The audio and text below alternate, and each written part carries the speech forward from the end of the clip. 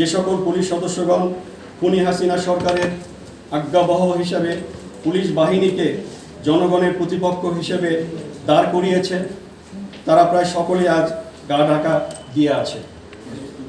নিরীহ নিগৃহীত সাধারণ পুলিশ সদস্যদের জীবন আজ বিপন্ন।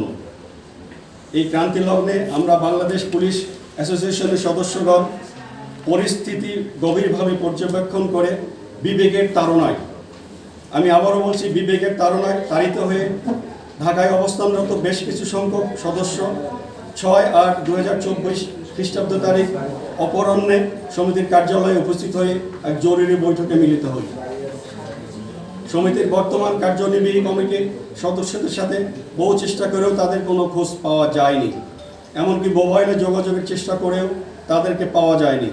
এমত অবস্থায় সহজে অনুমিত হয় যে পতিত স্বৈরাচারের দোসর হিসেবে জনরোষ এড়াতে তারা আত্মগোপন করেছে। তাই পুলিশের এই কঠিন দুঃসময়ে অধস্তন পুলিশ সদস্যদের নিকট সঠিক বার্তা পৌঁছানোর লক্ষ্যে উপস্থিত সকল সদস্যদের সর্বসম্মতিক্রমে পূর্বের কার্যনির্বাহী কমিটি বিলুপ্ত করে 39 সদস্য বিশিষ্ট নতুন কার্যনির্বাহী কমিটি গঠন করা হয়েছে।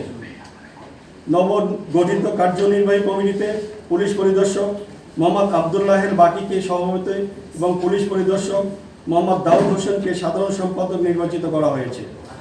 বর্তমান সমিতির যোগ্য নেতৃত্বে বাংলাদেশ পুলিশ অ্যাসোসিয়েশনের সকল কার্যক্রম এখন থেকে পরিচালিত হবে।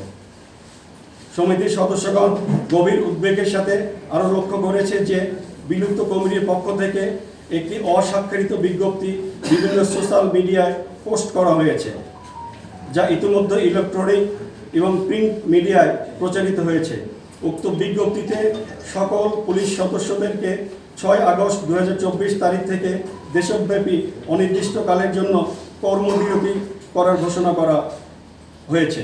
নবগঠিত কার্যনির্বাহী কমিটি মনে করে যে এহেন কর্মবিরতি আহ্বানের মাধ্যমে তারা দেশবিরোধী গভীর ষড়যন্ত্রমূলক কাজে লিপ্ত রয়েছে।